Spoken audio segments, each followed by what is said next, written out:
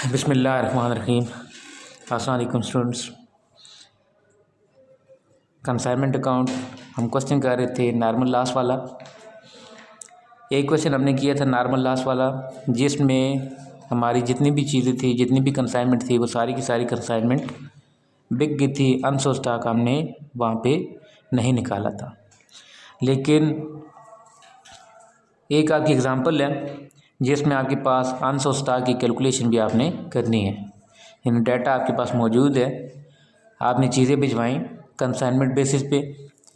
जो कंसाइनी है उसने चीज़ें वसूल की, कुछ चीज़ें उसने बेच दी, कुछ चीज़ उसके पास बची हुई है, और कुछ चीज़ें ऐसी भी हैं जो लॉस हो गई। और लॉस कौन सा ट्रीट कर रहा है? Normal loss. तो अनसोल्ड स्टॉक की कैलकुलेशन तो आपने करनी है।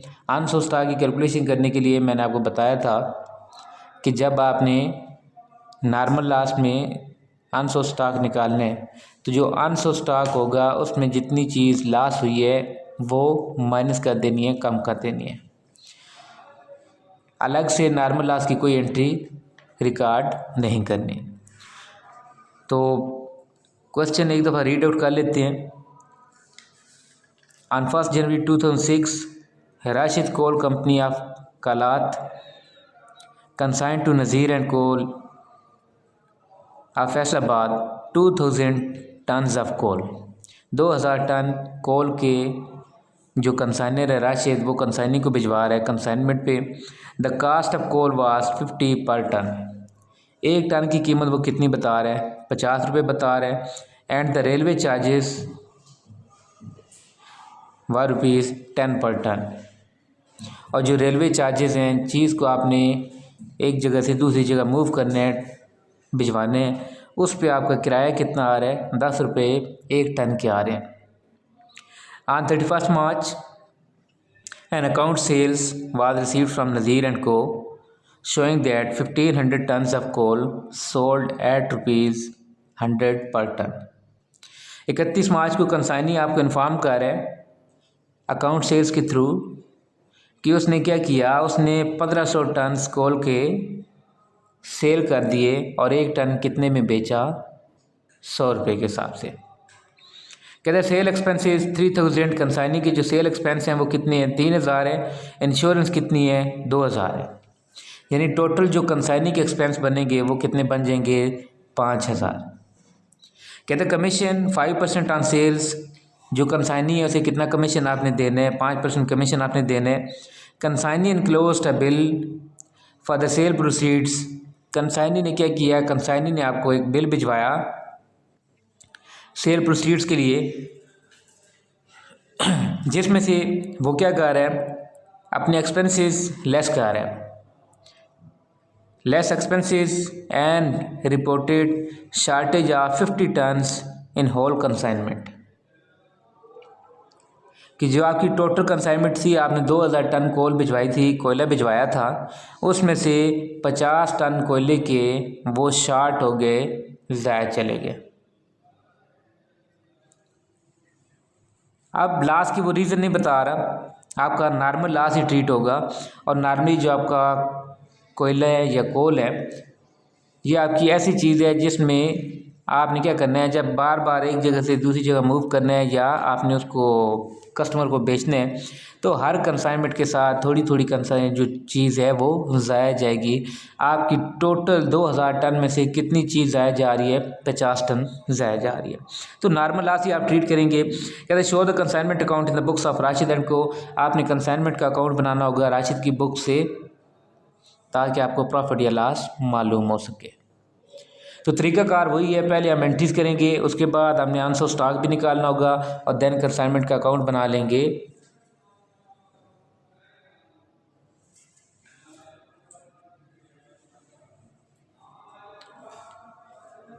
देन कंसाइनमेंट का अकाउंट बना लेंगे, पता चल जाएगा कि हमें कंसाइनमेंट पे प्रॉफिट हो रहा है या लॉस हो रहा है।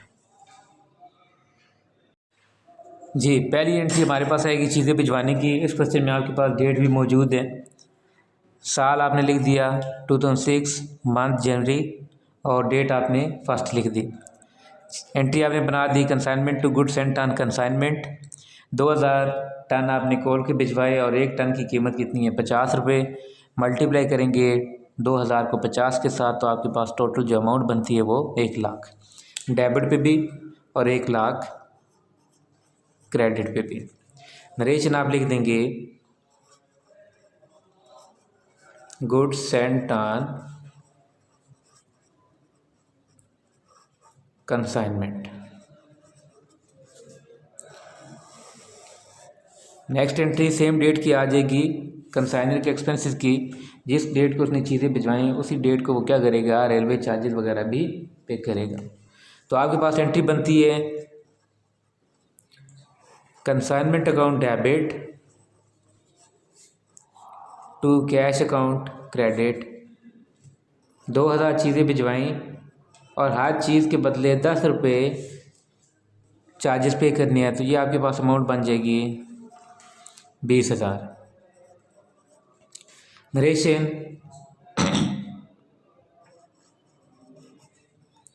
Expenses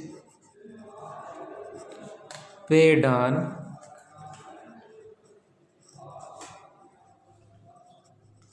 consignment. थर्ड एंट्री आपके पास होती है एडवांस रिसीविंग की। इस क्वेश्चन में वो एडवांस रिसीविंग की बात नहीं कर रहा, छोड़ देंगे। चौथी एंट्री आपकी सेल्स रिपोर्ट की आ जाएगी।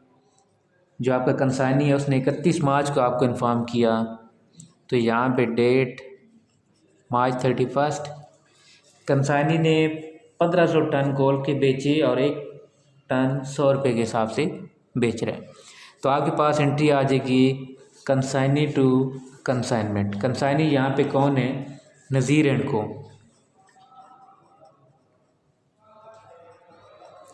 नज़ीर एंड को डेबिट और कंसाइनमेंट अकाउंट क्रेडिट। 1500 चीज़ें सेल की 100 रुपये के हिसाब से आपके पास अमाउंट बन जाएगी 1,50,000। Narration sales report received and recorded, या सिंपल आप सेल्स रिपोर्ट रिसीव्ड या सिंपल सेल्स रिपोर्ट रिकॉर्डेड भी आप लिख सकते हैं। नेक्स्ट एंट्री सेल्स रिपोर्ट के अंदर ही अकाउंट सेल्स के अंदर ही आप जो कंसाइनी है उसने आपको बता दिया है कि उसके एक्सपेंसेस कितने हैं। 3,001 हैं और 2,000 इंश्योरेंस के हैं। टोटल आपकी अमाउंट बन जाएगी 5,000। तो आपके पास जो एंट्री बनती है वो बनती है consignment debit to consignee. Consignee आपके पास कौन है नज़ीर एंड को। 3,000 जमा 2,000 टोटल आपके पास 5,000। Narration expenses of consignee recorded. Same date commission की एंट्री आपके पास आएगी। सेम एंट्री रिपीट होगी कंसाइनमेंट डेबिट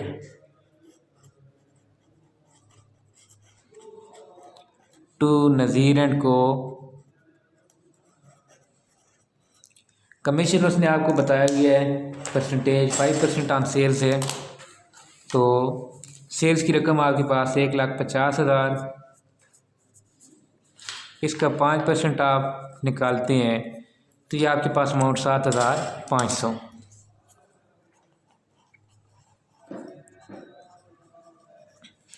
नरेशन आप लिखेंगे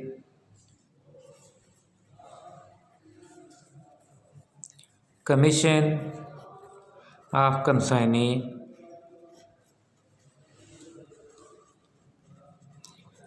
recorded.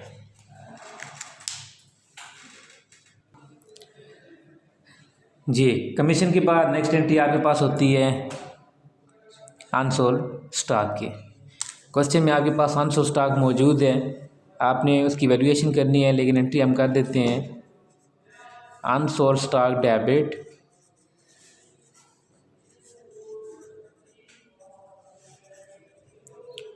To consignment account credit. Narration आप लिख देंगे वैल्यू ऑफ अनसोल्ड स्टॉक। कितनी वैल्यू आएगी ये हमने वर्किंग नोट में कैलकुलेशन करनी है। इसके बाद नेक्स्ट एंट्री प्रॉफिट या लॉस की आपने देखना है कि आपको प्रॉफिट हुआ है या लॉस हुआ है। उसके लिए कंसाइनमेंट का अकाउंट बनाना पड़ेगा। फिलहाल आपके पास प्रॉफिट या लॉस की अमाउंट नहीं है, उसकी हमने एंट्री जो करनी है उसकी जगह छोड़ दी है। फिर वो आपको लास्ट में बता रहा है कि कंसाइनी ने क्या किया। कंसाइनी ने एक बिल इनक्लोज किया जिसमें वो अपने एक्सपेंसेस और कमीशन लेस कर रहा है और बाकी रकम आपको भिजवा रहा है। तो आप एंट्री करेंगे कैश डेबिट, या आप क्या लिख सकते हो, बैंक भी लिख सकते हो। कैश डेबिट या बैंक डेबिट टू, कौन रकम आपको भिजवा रहा है, कंसाइनी। कंसाइनी कौन है, नज़ीर एंड को।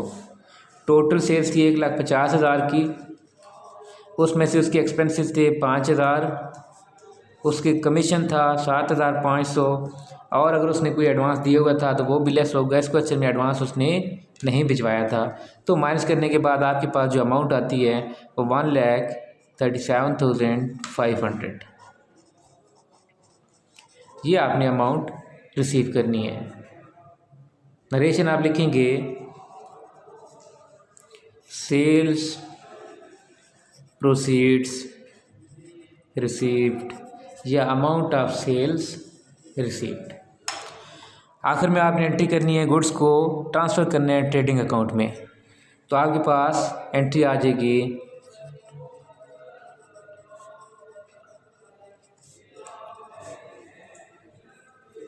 Goods sent on consignment debit to trading account. आपने चीज़ें भिजवाई थी 1,00,000 की,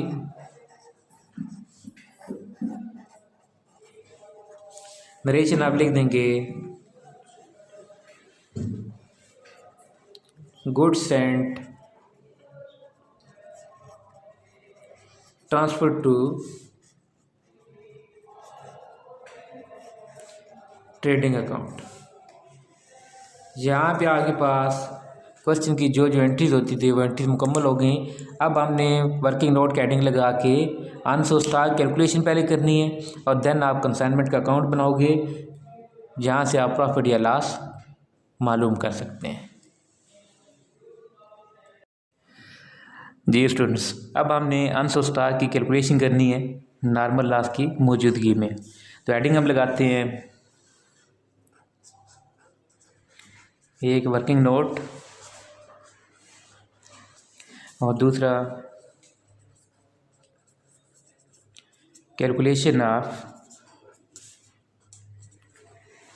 वैल्यू ऑफ अनसोल्ड स्टॉक। तो इसका फार्मूला आपने पिछले लेक्चर में लिखा था, कास्ट ऑफ कंसाइनमेंट, जितनी चीज़ें आपने भेजी हैं उनकी कास्ट कितनी थी, plus all expenses of consignor, और प्लस आपने करने only direct expenses of consignee. बट्टी के ऊपर ये तीनों चीज़ें आपने ऐड कर देनी है। डिवाइड आप करेंगे नेट गुड्स या net quantity received by consignee. Simple आप लिख दें नेट क्वांटिटी रिसीव्ड या नेट गुड्स रिसीव्ड। तो रिसीव ज़ाहिर बात है कंसाइनी नहीं करनी है, और मल्टीप्लाई आप करेंगे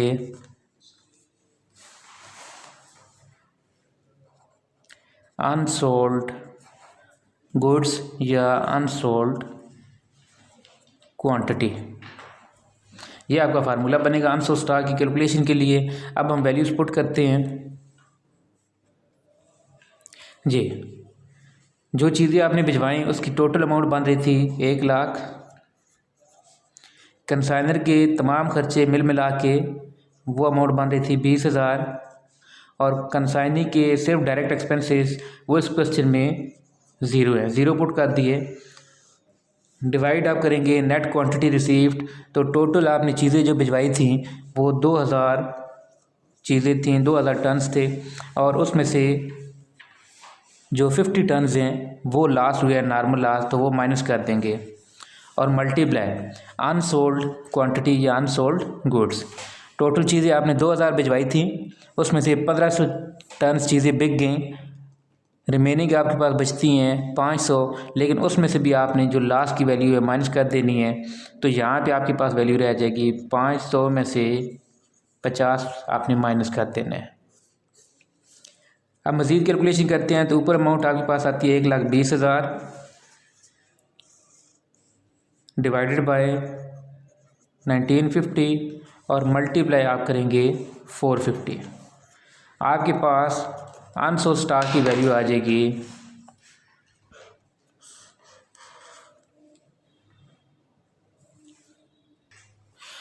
जी। तो ये कैलकुलेशन करने के बाद आपके पास जो रकम बन रही है वो 27,692 समथिंग, उसको हमने राउंड ऑफ कर देना है। तो ये आपके पास वैल्यू आ जाएगी 27,693 रुपये। ये आपके पास अनसोल्ड स्टॉक की वैल्यू आ गई। इसकी वैल्यू आपने पुट कर देनी है अनसोल्ड स्टॉक वाली एंट्री में। यार लिखी हुई अनसोल्ड स्टॉक टू कंसाइनमेंट, आपके पास अमाउंट आई है 27,693। ये हमने वैल्यू पुट कर दी। अब आपके पास एक एंट्री रह गई है प्रॉफिट या लॉस वाली, वो हम कंसाइनमेंट का अकाउंट बनाएंगे तो पता चल जाएगा कि हमारे पास इस क्वेश्चन में लॉस हुआ है या प्रॉफिट हुआ है जी। अब कंसाइनमेंट का अकाउंट बना लेते हैं। फर्स्ट एंट्री में आपके पास कंसाइनमेंट डेबिट है 1,00,000 के साथ, तो हमने इधर डेबिट साइड पे अमाउंट पुट कर दिया 1,00,000। इधर रेफरेंस आ जाएगा गुड्स सेंट ऑन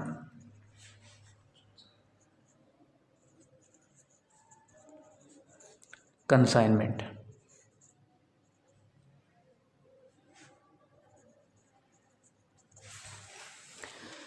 दूसरी एंट्री में आपके पास अगेन कंसाइनमेंट डेबिट है 20,000 के साथ, रेफरेंस आ जाएगा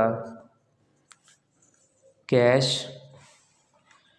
तीसरी एंट्री में आपके पास नासिर एंड को टू कंसाइनमेंट एंट्री है। कंसाइनमेंट क्रेडिट साइड पे 1,50,000 के साथ, इधर आप लिख देंगे नासिर एंड को, कंसाइनी है। नेक्स्ट एंट्री में कंसाइनमेंट डेबिट है,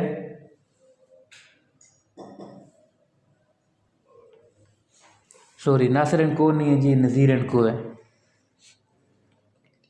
इस अगली एंट्री में कंसाइनमेंट टू नज़ीर एंड को है। अमाउंट आपके पास डेबिट साइड पे 5,000, डेबिट साइड पे अमाउंट पुट की, इधर आप लिख देंगे नज़ीर एंड को।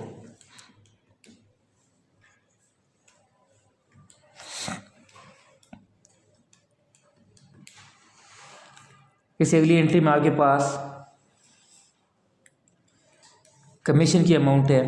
एंट्री आपके पास है consignment to Nazir and co, debit side पे 7,500, इधर आप लिखेंगे consignee Nazir and co. Next entry आपके पास अनसोल्ड स्टॉक की है। एंट्री आपके पास unsold stock to consignment, consignment credit side पे अमाउंट हमने खुद निकाली थी 27,693, इधर आप लिख देंगे by unsold stock. Next entry cash to New Zealand को एक कंसाइनमेंट मिसिंग है, उसको हमने स्किप कर दिया। और लास्ट एंट्री है good sent on consignment to trading, इसमें भी आपके पास कंसाइनमेंट मिसिंग है, हमने स्किप कर दिया। अब हमने चेक कर लेना है कि हमारे पास डेबिट या क्रेडिट साइड में से कौन सी साइड बड़ी है। जो साइड आपके पास बड़ी होगी उसका टोटल आपने दोनों तरफ पुट करने हैं।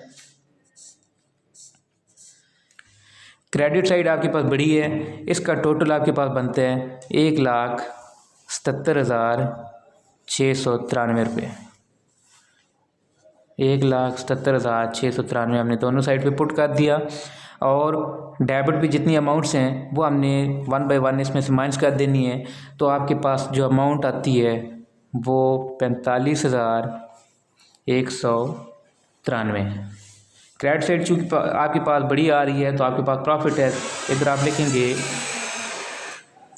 Profit and loss ji.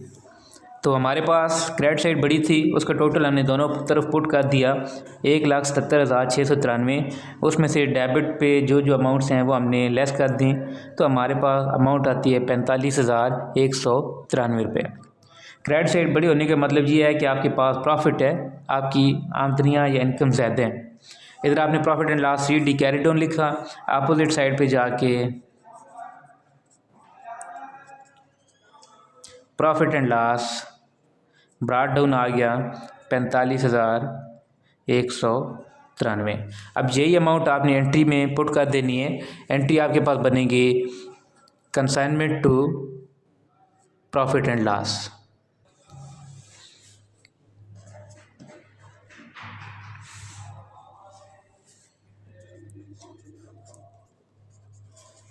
Consignment to profit and loss हमने एंट्री लिख दी और इसकी जो अमाउंट है 45,193। नरेशन आपके पास आ जाएगी प्रॉफिट ऑन कंसाइनमेंट। तो इसी के साथ ये इलस्ट्रेशन आपके पास मुकम्मल हो जाती है। आपके पास चूँकि जो आपकी एक्सरसाइज है वहाँ पे नॉर्मल लॉस के साथ अनसोल्ड स्टॉक की कैलकुलेशन नहीं थी, लेकिन हमने इलस्ट्रेशन उठा ली ताकि आपको जो नॉर्मल लॉस की कैलकुलेशन है विद नॉर्मल लॉस